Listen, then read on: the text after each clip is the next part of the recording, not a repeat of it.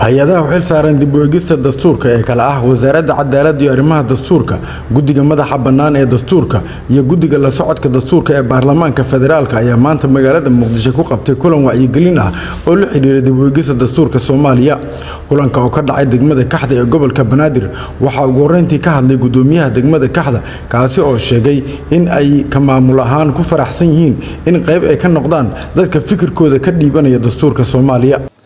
mudane wasiir waxaan ku faraxsanahay inaan kugu soo dhaweyno adiga iyo bahdaada wasaaradda cadaaladda degmadii Kaxda degmadii aqoonta degmadii nabadda degmadii isdhexgalka bulshada degmadii dalxiiska soo dhawo mudane wasiir in badan ayaan filaynay in uu wasiirka iyo tiimkuba ayna soo booqan doonaan laakiin maanta waxaan ku faraxsanahay inaad nala joogtaan dadweynaha Kaxda waxa sharaf u ah in maanta in badan ayaa waxaan ka maqalnay meediyaha marka dastuurka laga hadlayo tiimkii saaka noo yimid baan kaftameynay agaasimaha guud ka mid ah waxa uu loo yaqaanaa meel ku eg baarlamaanka iyo odayaal hore iyo ayaa waxa loo yaqaanaa dastuur hadii laga sheekeynayo laakiin maanta waxa sharaf noo ah wasaaradda cadaaladda oo guuraysa inay noogu imaadaan dastuurkii dalka uu lahaa dhamaystirkiisii iyo fahankiisii iyo dowrkii bulshada ay ku lahaayeen in loo keeno oo maanta bulshadii Kaxda runtii intiina loo keeno warkaalay aragtidiina ku darsada war maxay idin la tahay social engagement-iga waa waxa ugu muhiimsan marka shaqo la qabanayo marka maanta degmada Kaxda waxa mudane wasiir adiga tiimkaada diyaar kugu ah degmadii Kaxda oo dhaqankii uu hogaaminayo maanta meesha ay fadhiyaan bal in aan dhageysano tiimkii wasaaradda cadaaladda qaar ka mid ah shacabka degan degmada Kaxda ee gobolka Banaadir oo iyaguna talooyin ka dhiibtay dastuurka iyo wax ka bedelkiisa ayaa bulshada la wadaagay fikrado muhiim ah oo quseeya dib u eegista dastuurka Soomaaliya ugu dambeyntii wasiirka wasaaradda cadaaladda iyo arrimaha dastuurka dawladda Soomaaliya mudane Xasan Macalin Maxamuud ayaa waxa uu sheegay in kulanku uu daahfuran yahay waxaana uu tilmaamay in ay dawladdu soo dhaweynayso talooyinka iyo fikradaha muhiimka ah ee ku jira bulshada Soomaaliyeed maanta sida la sheegayba degmada Kaxda aad iyo aad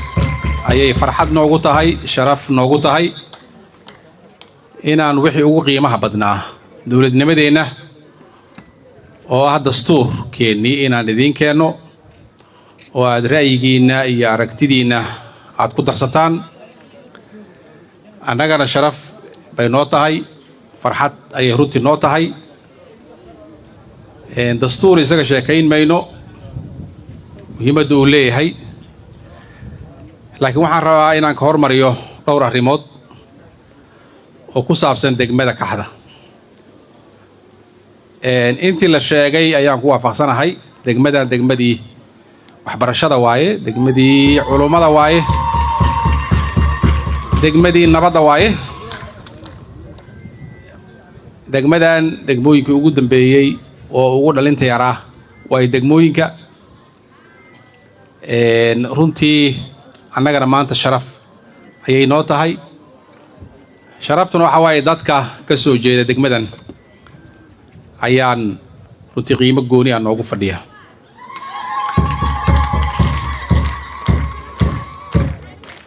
marka waa dad aan aaminsanahay dadweynaha degmadan degan dad aan aaminsanahay ay nala qaadi karaan wax ka qaadi karaan ka xambaari karaan risaaladan dastuurka ah ee aan wadno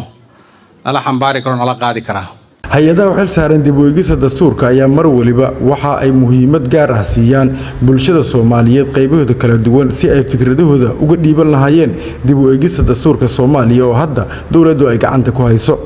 Maxamed Daahir Degane